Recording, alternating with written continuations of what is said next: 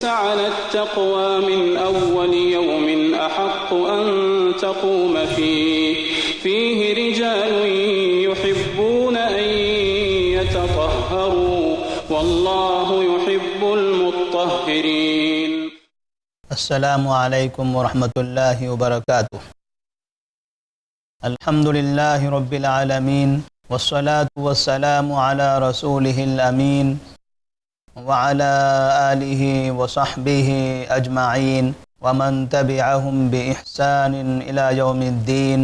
اما بعد فاعوذ باللہ من الشیطان الرجیم. بسم اللہ الرحمن الرحیم.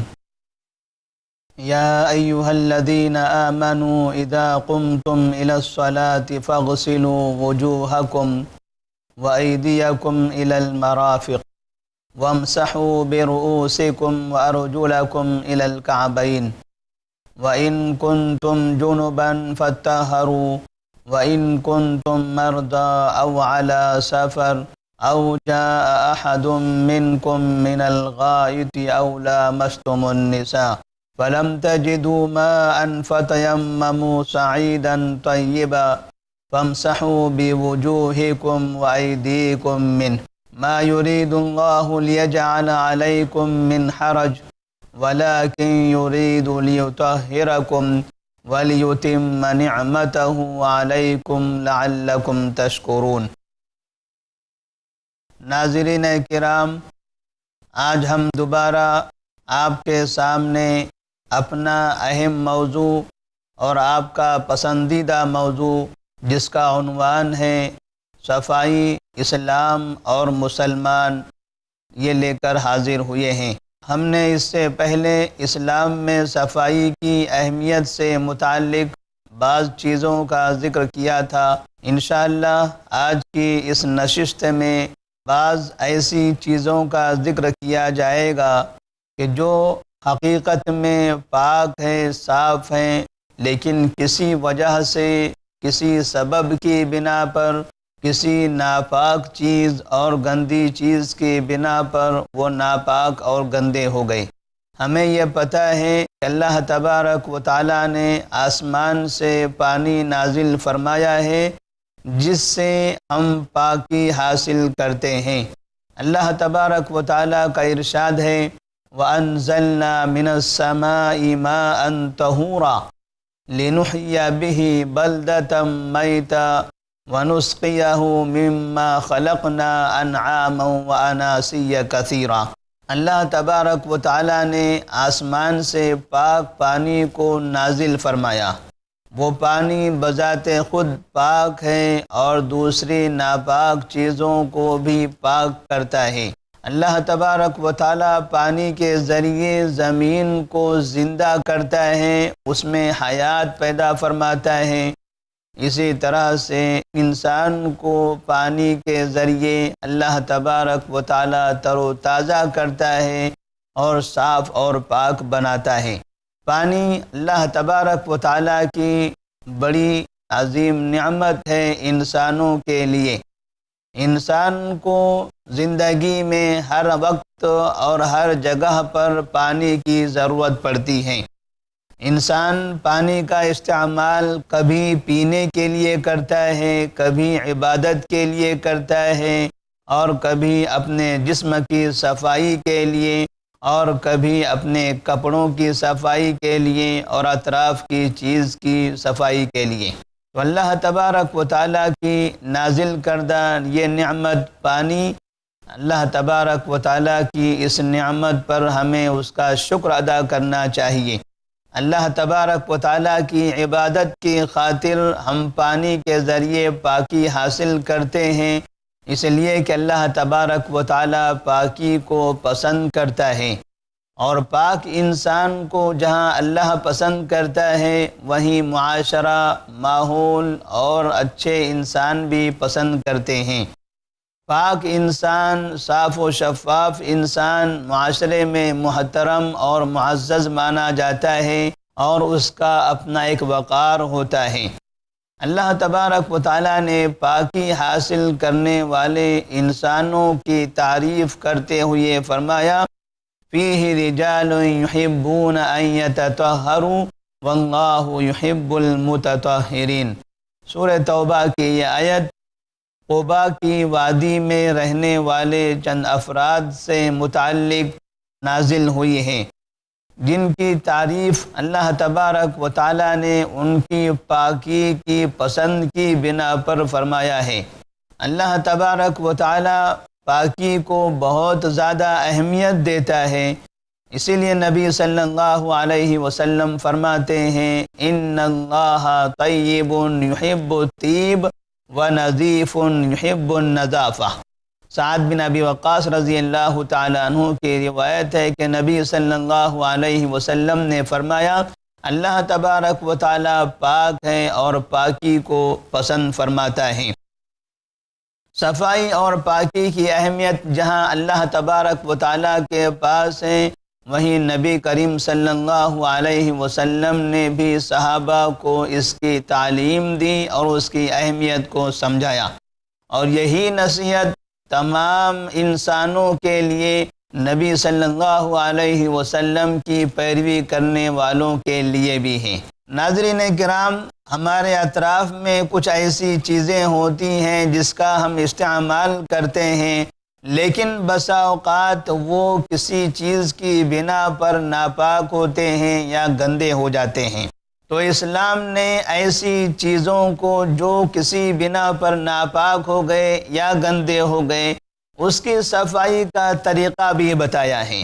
مثال کے طور پر جیسے ہمارا اپنا جسم ہے، اللہ تبارک و تعالیٰ نے اس جسم کو پاک بنایا ہے، صاف بنایا ہے، اور اس کی ابتدا مٹی سے کی ہے، لیکن یہ سر سے لے کر پیر تک پورا جسم ہمارا صاف اور پاک ہے۔ کبھی کبھار کسی وجہ سے یہ جسم ناپاک ہو جاتا ہے، دھول لگنے سے گندا ہوتا ہے، اور کسی چیز کی بنا پر اس کی صفائی ختم ہو جاتی ہے اور اس پر نجس چیزیں لگ جاتی ہیں۔ تو جسم کی تمام حصوں کو پاک کرنے کا طریقہ بھی آپ صلی اللہ علیہ وسلم نے ہمیں عطا فرمایا۔ اسی لیے وضو کا طریقہ، غسل کا طریقہ آپ صلی اللہ علیہ وسلم کی سنت رہی ہے، جس کے ذریعے ہم اپنے جسم کو پاک کرتے ہیں۔ وضو میں جتنی چیزوں کو دھویا جاتا ہے ان تمام کا تعلق ہمارے اپنے جسم سے ہوتا ہے۔ غسل میں جتنی چیزوں کو دھویا جاتا ہے ان تمام کا تعلق بھی ہمارے جسم سے ہوتا ہے۔ سر سے پیر تک کے تمام اعضاء کو ہم اچھی طرح سے صاف کرتے ہیں۔ تو نبی کریم صلی اللہ علیہ وسلم نے جسم کی صفائی کا حکم دیا۔ گندگی پاکی کو کوئی انسان پسند نہیں کرتا، اسلام بھی اس کو برداشت نہیں کرتا، اسی لیے نبی صلی اللہ علیہ وسلم نے فرمایا استنزہوا من البول فإن عامة عذاب القبر منہ، تم پیشاب کی گندگی سے اپنے جسم کو، اپنے کپڑوں کو صاف رکھو، اس لیے کہ قبر کا عام عذاب پیشاب کی گندگی کی بنا پر ہیں۔ اللہ تبارک و تعالیٰ کا یہ احسان ہے کہ اللہ تبارک و تعالیٰ نے مسلمانوں کو پیشاب کی گندگی کو صاف کرنے کا حکم دیا اور استنجا کا ایک بہترین طریقہ بتایا ہے۔ تو الحمدللہ مسلمان پیشاب کے بعد استنجا کرتے ہیں، صفائی کرتے ہیں اور پاک ہو کر باہر نکلتے ہیں۔ پھر بھی کافی افسوس کے ساتھ کہا جا سکتا ہے کہ بہت سے مسلمان ایسے ہیں جو پیشاب کے چھینٹوں سے، اس کی گندگی سے اپنی جسم کی حفاظت نہیں کرتے، پیشاب سے، اس کی گندگی سے اپنے آپ کو نہیں بچاتے، پیشاب کرنے کے بعد پانی کا استعمال نہیں کرتے، جس جگہ پر جہاں موقع ملتا ہے، جب موقع ملتا ہے کھڑے ہو کر پیشاب کرتے ہیں اور پھر پانی کا استعمال نہیں کیا جاتا۔ تو یہ اسلام کی تعلیمات کے خلاف ہیں۔ نبی کریم صلی اللہ علیہ وسلم نے اس چیز سے منع فرمایا ہے۔ اسی طرح سے اگر کبھی ہمارے جسم پر پیشاب کے علاوہ کوئی اور بھی گندی چیز لگ جائے تو آپ صلی اللہ علیہ وسلم نے اس کی بھی صفائی کا حکم دیا ہے۔ ناپاک چیز اگر بدن پر لگتی ہے تو اس کو پاک کرنا ضروری ہے، اس لیے کہ اس کے بغیر نماز نہیں ہوتی۔ کوئی ایسی چیز ہے کام کے درمیان میں گیریج کی کوئی چیز لگ گئی، مٹی لگ گئی اور کہیں سے میل لگ گیا تو اس کو صاف کیا جا سکتا ہے، لیکن اگر صاف نہیں کیا گیا لیکن جسم پاک رہا تو الحمدللہ اس کے ذریعے یا اس کے ساتھ ہماری عبادت درست ہو سکتی ہے۔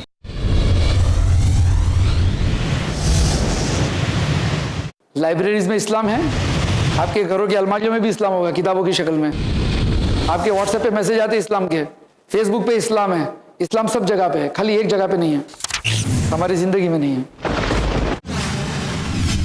دین فار ٹینز، دیکھیے نثار نڈیاڈوالا کے ساتھ ٹین ایجرز کے لیے ایسا سبق جو زندگی کی سچائی کو اسلام کی نظروں سے محسوس کرا دے، ہر جمعہ دوپہر 3:30 بجے اور شام 7 بجے صرف i+TV پر، بہتر زندگی کے لیے۔ کون ہے جو یہ جاننے کا شوق نہیں رکھتا ہے کہ کل کیا تھا اور پچھلے زمانوں کے حالات کیا تھے؟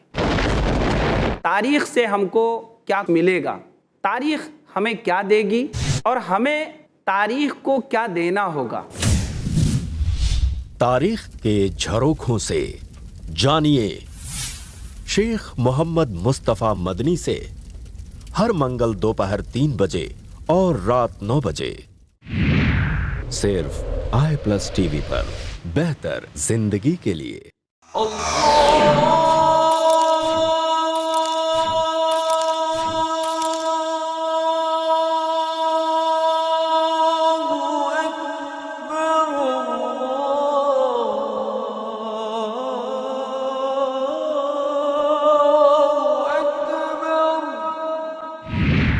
صرف i+TV پر، بہتر زندگی کے لیے۔ اپنے DTH اور کیبل آپریٹر سے آج ہی سمپرک کریں۔ Free to year.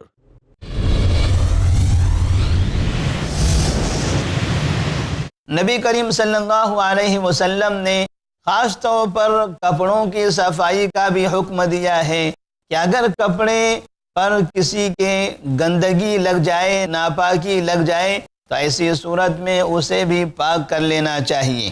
اور آپ صلی اللہ علیہ وسلم ایک مرتبہ حسین بن علی رضی اللہ تعالی عنہما کو اپنے گود میں لیے ہوئے تھے کہ حسین رضی اللہ تعالی عنہ جو چھوٹے بچے تھے انہوں نے آپ صلی اللہ علیہ وسلم کے گود میں کپڑے پر پیشاب کر دیا۔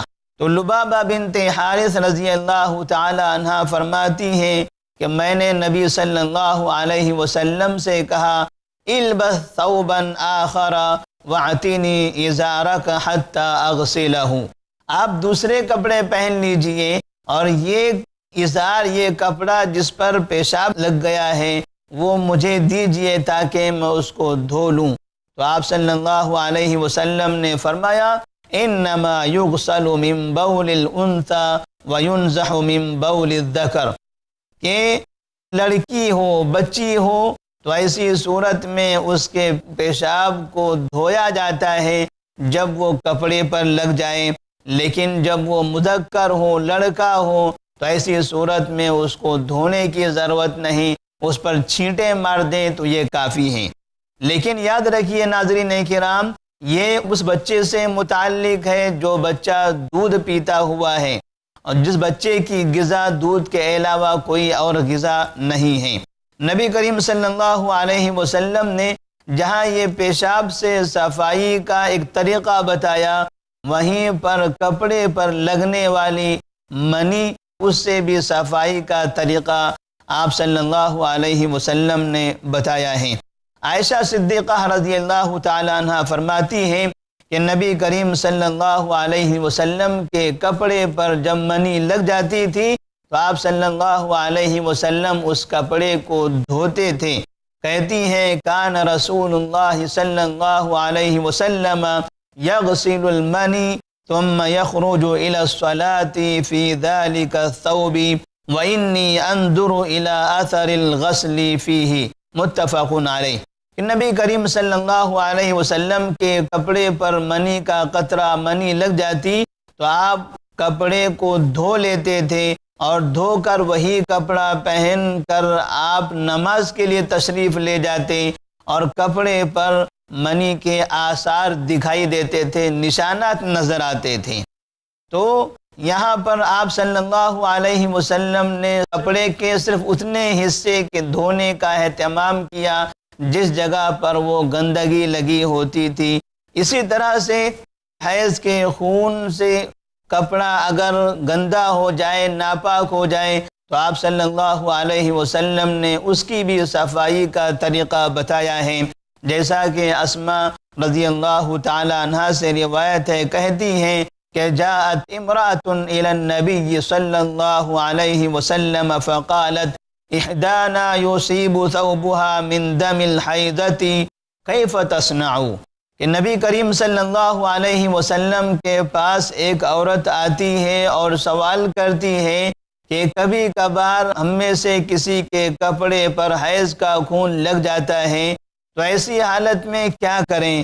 تو آپ نے فرمایا کہ اس کو رگڑیں، اگر وہ جگہ سوکھ گئی ہے تو اس کو رگڑ کر صاف کر لیں اور پانی سے اچھی طرح سے دھوئیں، اس کو نچوڑ لیں اور پھر اس کو پہن کر نماز پڑھ لیں۔ تو آپ صلی اللہ علیہ وسلم نے یہاں پر ایسا کپڑا جو پاک تھا پھر کسی ناپاک چیز کے لگ جانے سے ناپاک ہو گیا، تو اتنی جگہ کو جتنی جگہ پر ناپاکی لگی ہوئی ہے صاف کرنے کا حکم دیا اور پھر اس کے صاف ہو جانے کے بعد نماز پڑھنے کی اجازت دے دی۔ اسی طرح سے ہم گھر میں ہوتے ہیں، مسجد میں ہوتے ہیں یا اپنی دکان میں ہوتے ہیں، تو کبھی کبھار وہ جگہ بھی ناپاک ہو جاتی ہے، وہاں گندگی گر جاتی ہے۔ مثال کے طور پر گھر میں بچے نے پیشاب کر دیا یا مسجد میں یا دکان میں یا کسی بھی جگہ پر، اور ہم چاہتے ہیں کہ اس جگہ کو پھر دوبارہ استعمال کریں، وہاں پر نماز پڑھیں، اس کو صاف کریں، تو صفائی کا طریقہ بھی آپ صلی اللہ علیہ وسلم نے ہمیں سکھایا ہے۔ نبی صلی اللہ علیہ وسلم کی مشہور روایت ہے، انس رضی اللہ تعالی عنہ اس حدیث کے راوی ہیں، کہتے ہیں کہ جاء اعرابی فبال فی طائفۃ المسجد فقام الیہ الناس لیقعوا به فقال النبی صلی اللہ علیہ وسلم دعوه وَأَرِيقُ عَلَى بَوْلِهِ ذَنُوبًا مِّن مَّاءٍ متفق علیہ۔ ایک دیہاتی انسان مسجد میں آتے ہیں، مسجد کے کنارے کھڑے ہو کر پیشاب کرنے لگتے ہیں، تو نبی صلی اللہ علیہ وسلم کے ساتھی جا کر اس دیہاتی کو روکتے ہیں، تو آپ صلی اللہ علیہ وسلم انہیں فرماتے ہیں کہ اسے چھوڑ دو، پیشاب کر لینے دو۔ جب وہ شخص پیشاب مکمل کر لیتا ہے تو آپ صلی اللہ علیہ وسلم صحابہ سے کہتے ہیں کہ جاؤ ایک ڈول پانی لاؤ اور جس جگہ پر اس نے پیشاب کیا تھا وہاں پر بہا دو۔ تو اس طرح سے وہ جگہ کی پاکی کا آپ نے ایک طریقہ بتا دیا، لیکن یہ اس وقت ہے جب کہ وہاں پر مٹی ہو، مٹی کی زمین ہو، تو اس جگہ پر پانی ڈالنے سے وہ جگہ پاک ہو جاتی ہے۔ لیکن ایسی زمین، ایسی جگہ جہاں پر مٹی نہیں ہے، فرش بچھی ہوئی ہے، ٹائلز لگی ہوئی ہے، اور اس جگہ پر اگر کسی نے پیشاب کر دیا تو اس کے اوپر پانی ڈال کر اس کو پاک نہیں کیا جائے گا، بلکہ پانی ڈال کر اس کو مکمل طور پر وہاں سے بہا دیا جائے گا، اس پانی کو مکمل طور پر صاف کر لیا جائے گا۔ اب اگر ہم کسی ایسی جگہ پر گندگی ہم کو دکھائی دے جس گندگی پر ہم پانی ڈالنا چاہیں تو وہ بجائے گندگی ختم ہونے کے گندگی پھیل جاتی ہے، تو ایسی صورت میں ہم اس پر پانی نہیں ڈالیں گے، بلکہ اس گندگی کو، اس خرابی کو، اس نجس چیز کو وہاں سے اٹھا لیں گے اور اٹھا کر کسی ایسی جگہ پر ڈال دیں گے جو جگہ گندگی رکھی جاتی ہے یا جہاں پر کچرا جمع کیا جاتا ہے۔ آپ صلی اللہ علیہ وسلم نے جہاں زمین کی جگہ کی صفائی کا حکم دیا، وہیں پر آپ صلی اللہ علیہ وسلم نے برتنوں کی بھی صفائی کا حکم دیا ہے۔ ہم کھانے کے لیے، پینے کے لیے اور دوسرے کاموں کے لیے گھر میں برتنوں کا استعمال کرتے ہیں، برتن صاف ہوتے ہیں، لیکن پھر وقتاً فوقتاً یہ برتن گندے ہو جاتے ہیں، دھول لگتی ہے، خراب ہوتے ہیں، یا کوئی ناپاک چیز اس پر گر جاتی ہے تو وہ برتن گندا ہوتا ہے، ناپاک ہوتا ہے۔ تو نبی صلی اللہ علیہ وسلم کی تعلیمات بھی اس سلسلے میں موجود ہیں۔ ابو ثعلبہ رضی اللہ تعالیٰ عنہ سے روایت ہے، کہتے ہیں قلت یا رسول اللہ انا بارض قوم اہل کتاب افنأکل فی آنیتہم قال لا تأکلوا فیہا الا الا تجدوا غیرہا فاغسلوها وکلوا فیہا، متفق علیہ۔ ابو ثعلبہ رضی اللہ تعالیٰ عنہ فرماتے ہیں کہ میں نے کہا اللہ کے رسول صلی اللہ علیہ وسلم، ہم اہل کتاب کے شہر میں ان کی آبادی میں رہتے ہیں، کیا ہم ان کے برتنوں میں کھانا کھا سکتے ہیں؟ تو آپ صلی اللہ علیہ وسلم نے فرمایا اس میں نہ کھاؤ، لیکن اگر تمہیں اس برتن کے علاوہ کوئی برتن نہ ملے تو ان برتنوں کو دھو لو اور پھر اس میں کھاؤ، اس لیے کہ اہل کتاب یہود و نصارہ اپنے برتنوں میں شراب کا اور ناپاک چیز کا بھی استعمال کرتے ہیں۔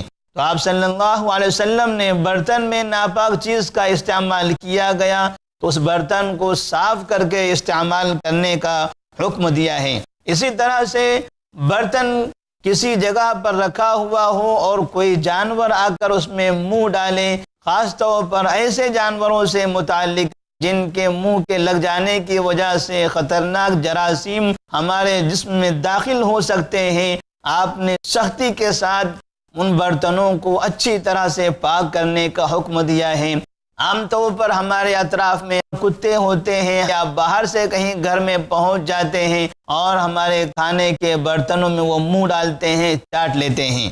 تو آپ صلی اللہ علیہ وسلم نے ایسے برتن کو پاک کرنے کا حکم دیتے ہوئے فرمایا طہور اناء احدکم اذا ولغ فیہ الکلب ان یغسلہ 7 مرات اولاہن بالتراب، کہ تمہارے برتن میں اگر کتا منہ ڈالے تو اس کو 7 مرتبہ دھو اور اس میں سے پہلی مرتبہ مٹی سے دھو، مٹی سے صاف کرنے کے بعد برتن میں کتے کے منہ سے داخل ہوئے جراثیم ختم ہو جائیں گے۔ اس حدیث کی تشریح میں علماء نے لکھا ہے کہ اس کے منہ میں اتنے خطرناک جراثیم ہوتے ہیں کہ اگر ہم نے اس برتن کا استعمال کیا تو ایسی صورت میں وہ جراثیم ہمارے پیٹ میں داخل ہونے کے بعد ہماری اتڑیوں کو، ہمارے معدے کو خراب کرتے ہیں اور اسے تباہ کر دیتے ہیں۔ تو اس طرح سے انسان بڑی بڑی بیماریوں میں ملوث ہو جاتا ہے، مبتلا ہو جاتا ہے۔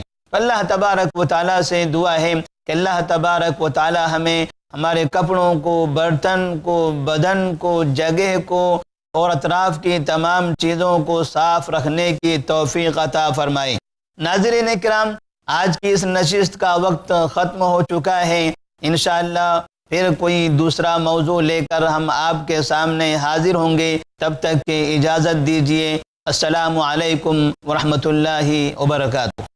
لمسجد أسس على التقوى من أول يوم أحق أن تقوم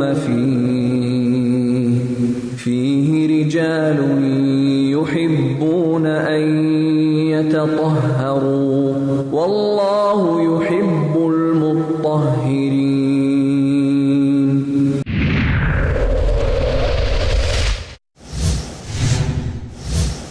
اللہ سبحانہ و تعالی کے اسماء حسنی جانیے شیخ نور الحسن مدنی کے ساتھ اللہ تعالی کے مبارک و پاک ناموں اور صفات کی خصوصیات، ہر سنیچر رات 8 بجے صرف i+ TV پر، بہتر زندگی کے لیے۔